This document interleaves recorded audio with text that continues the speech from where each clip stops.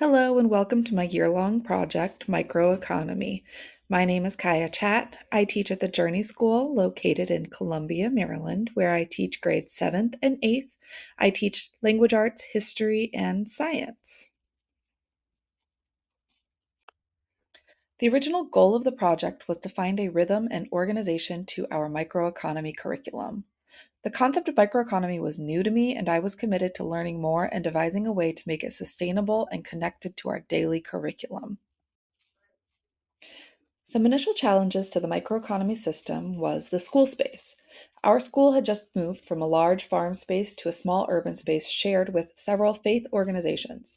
The focus of the shared space Green Team, their nature preservation effort, was a return to natural habitats versus using the land for farming or gardening. This was a drastic change from the mini farm and chicken work the students had been previously doing. The school had an effort to make soups on a weekly basis to sell to families, but I had wanted to start the year with a focused effort to create an understanding of a kitchen and purpose for the students. Another challenge was the needs of the community. This year started with a government shutdown, which pivoted our microeconomy to one of service making and giving soups to members of our community who were struggling without an income. Finally, there was a lack of why for the students to engage with the microeconomy. This also led to a complete lack of motivation and inspiration from the students. The first 3 months, October to December. Some initial goals I had created when planning the year long project was to explore foundational lessons that helped the students to understand how to cook as a group, as well as establish kitchen roles and begin our community soup sales. I also had hoped to create materials that would help to explore and evaluate the cost of cooking, reflect on budgeting, and how to make a profit. Finally, I would have expected the students to reflect on their kitchen role research and help to assign what that would look like in our own kitchen. However, due to the changing needs of our community was struggling and wasn't able to spend extra money supporting the adolescents' fundraising. We did research and explore a commercial kitchen and the history behind different roles in the kitchen. Students practiced being assigned to specific roles. This was also a place to help with time management during the cooking work. Students had more time to commit to independent work versus standing around the kitchen. Observation between the 8th graders and the 7th graders was a necessary work, but the 7th graders quickly wanted to take over and find something else to occupy themselves. We did manage to put on a bake sale, but the products were all created and made at home by families. The students ran the bake sale and practiced making change and customer interactions. After winter break, January to March. My initial goals for this program was to, at this point, be reflecting on 2 months of microeconomy. I had plans to evaluate actual budget and profit, as well as revisit kitchen routines with the adolescents. I had hoped to also be collecting materials for a future curriculum, printing articles, organizers, and recipes that were most successful all in one place. I also had plans to create a community response form. What did they like? What did they participate in? Was the pricing a good fit for our community? However, reality did not reflect this.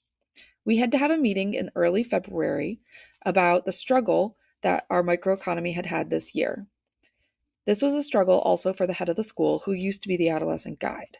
We had some miscommunication about who was responsible for the curriculum and the best way to proceed. We met and discussed where our curriculum is now, non existent, and where we wanted it to go. I think this was a very useful meeting as it led to us being clearer about expectations. I was inspired to advocate for myself. I felt like due to the inconsistency about expectations about who was responsible for the program, it led to it being completely mismanaged. A new goal I have for next year is to do the research and come up with 2 different, manageable microeconomy ideas. This will lead to being more intentional in the new school year. April to June. The pattern for my project continued. I had big plans from April to June. We were supposed to have a solid curriculum, full of monthly goals and budget response. I had hopes for a monthly student reflection space, and a final opportunity for students to create their own recipe based upon all they had learned from the year. I had also planned for time to reflect as a class on the community response and give the students the chance to make changes as they saw fit. The reality is, we had to begin from scratch. I was lucky enough to attend a session at the Montessori event about microeconomy and met a guide that shared their own curriculum for the beginning of the year about how they start. It has an in-depth look at what is an economy, how to add value for the students, and how to respond to a community need. We also made time for a student reflection and hopes and dreams work, where they brainstormed for the future of the program. I've also started a supply list for next year to ensure that we start the year strong. My final reflections had to do with acknowledging that I started the year with very little knowledge about microeconomy. I spent the year learning and can only grow from here. Some lessons that were learned were that motivation is key. If the students aren't into it, you will have to do all the work. Having a goal. Having a goal to work towards adds value and practicality.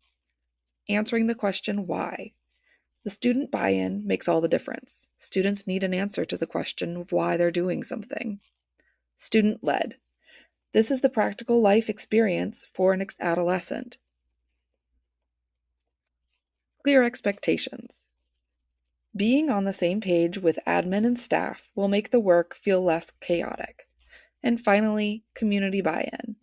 Identifying a need in the community valorizes the students in a way that most other academic work is not going to. No woman is an island. Acknowledgements. I'm very grateful to my site guide, Angela Mulfease, for giving me the time and space to talk about microeconomy and how little I know.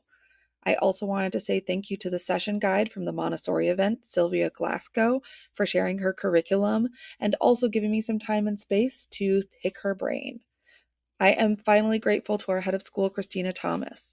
She let me jump in and offered me so much guidance and so much support and is very, very open to changing things up.